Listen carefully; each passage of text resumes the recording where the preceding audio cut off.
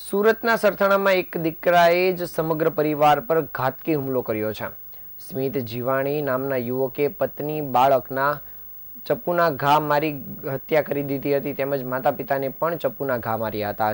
ઘટનાને અંજામ આપ્યા બાદ તેણે પોતે પણ ગળાના ભાગે ચપ્પુ મારી જીવ ટૂંકાવવાની કોશિશ કરી હતી। હાલ તો માતા પિતા અને હુમલો કરનાર સ્મિત હોસ્પિટલમાં સારવાર હેઠળ છે। સરથાણા પોલીસે ઘટનાસ્થળે પહોંચી મૃતદેહોને પોસ્ટમોર્ટમ અર્થે સ્મીમેરમાં ખસેડ્યા છે। ઉલ્લેખનીય છે કે પારિવારિક મનદુખના કારણે ઘરમાં ઝઘડો ચાલતો હતો, જેને લઈને આ કરુણ અંજામ આવ્યો છે। પરિવાર મૂળ અમરેલીના સાવરકુંડલાનો રહેવાસી હોવાનું સામે આવ્યું છે।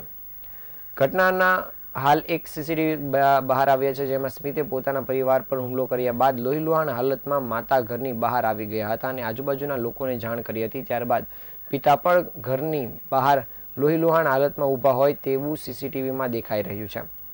પોલીસે જાણકારી આપતા જણાવ્યું હતું કે આજે સવારે સરથાણા પોલીસ સ્ટેશન નજીક રાજન સ્વપ્ન સૃષ્ટિ બંગલો સોસાયટીમાં સૂર્યા ફ્લેટ્સની અંદર 8મા માળે એક વ્યક્તિએ પોતાને અને પોતાના પરિવારને ઈજા પહોંચાડી હોવાનો કોલ મળતા તાત્કાલિક સરથાણા પોલીસ ઘટનાસ્થળ પર દોડી આવી હતી।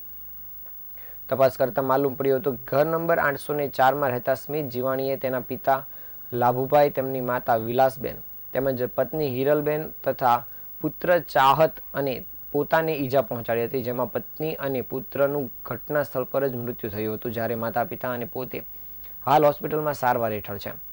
આ અંગે તપાસ કરતા વિગત મળી હતી કે હુમલો કરનારના કાકાનું થોડા દિવસ પહેલા આકસ્મિક મૃત્યુ થયું હતું, જેને કારણે રીતિરિવાજ મુજબ સ્મિત તેમના ઘરે બેસવા ઉઠવા જતો હતો, ત્યારે તેમના કાકાના કુટુંબીજનોએ અંદરોઅંદર કંઈક મનદુખને કારણે તેમણે સ્મિત અને તેના પરિવારને અમારે ઘરે આવવું નહીં અને અમારા કોઈ સંબંધ નથી તેમ જણાવ્યું હતું। તેનું લાગી આવતા સ્મિતે આ બનાવને કરુણ અંજામ આપ્યો હોવાનું બહાર આવ્યું છે। સ્મિતની હાલત વધુ ગંભીર હોવાથી તેને અલગ હોસ્પિટલમાં રિફર કરવામાં આવ્યો છે।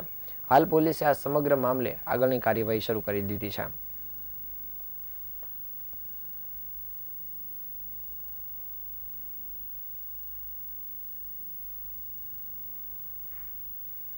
પોલીસ સ્ટેશન પાસે રાજન્સ સ્વપ્ન બિલ્ડિંગ છે, એની અંદર સૂર્યા અપાર્ટમેન્ટ છે, એની અંદર સ્મિત લાભુભાઈ જીવાણી નામના શખ્સે એના માતા પિતાને ગળાના ભાગે ઈજા પહોંચાડેલ છે, જેઓ સારવાર હેઠળ છે, અને એની પત્ની અને એનું 4 વર્ષનું બાળક છે એને ગળાના ભાગે ઈજા પહોંચાડીને મોત નિપજાવેલ છે, અને પોતાની જાતને પણ બંને હાથની નસો અને ગળાના ભાગે ઈજા પહોંચાડશે તે પણ સારવાર હેઠળ છે। બનાવનું કારણ તેમની માતા જે ભાનમાં છે ત્યારે એ જણાવે છે કે 4-5 દિવસ પહેલાં સ્મિતના મોટા બાપુનું કુદરતી મરણ થયેલું હતું, ત્યાં લોકો બેસવા જતા હતા અને ગઈકાલે હવે તમે અહીંયા અમારા ઘરે ના આવતા, અને એ બાબતે સામાન્ય પરિવારજનોને બોલાચાલી થઈ, અને હવે સ્મિતને લાગી આવ્યું કે હવે આપણું કોઈ નથી। એમના માતાના કહેવા મુજબ મારતી વખતે પણ હવે આપણું કોઈ નથી, હું એકલો થઈ ગયો, હવે આપણું કોઈ નથી, હું એકલો થઈ ગયો, આવું કહી અને તમામને ઈજા પહોંચાડે છે ને 2 જણને મોત નિપજાવેલ છે।